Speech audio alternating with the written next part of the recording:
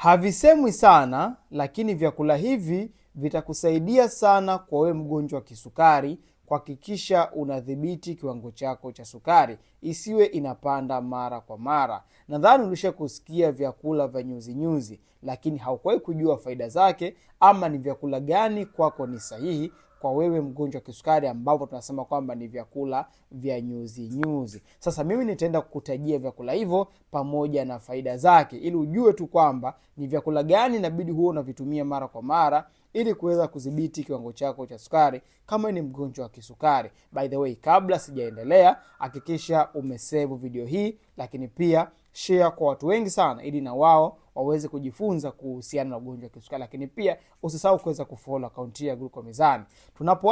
Tunaposema kwamba vyakula vya nyuzi nyuzi vina faida kwa mgonjwa wa kisukari, tunamaanisha kwa sababu vyakula hivi vitakusaidia wewe mgonjwa wa kisukari kuweza kudhibiti kiwango chako cha sukari mara tu baada ya kula kisiwe kinapanda kwa kasi. Hivyo itakuwa inakusaidia mwili wako kuweza kutumia sukari taratibu taratibu. Lakini jambo la pili, vyakula vya nyuzi nyuzi vitakusaidia wewe mgonjwa wa kisukari kuhakikisha kwamba una balance sukari yako kwa muda mrefu. Maanake sukari yako utakuwa una uwezo wa kuidhibiti kwa muda mrefu kama utakuwa tu unatumia vyakula vya nyuzi nyuzi. Na jambo la tatu, vyakula hivi vitakusaidia kuweza kukufanya ujihisi umeshiba kwa nyakati kwa muda mrefu sana, kwa sababu unapokuwa unakula mara kwa mara, manake ndipo unaongeza hatari ya kuweza kuongeza insulin resistance, lakini pia unaongeza uzito kwa maana unakuwa ni mzito. Hivyo pia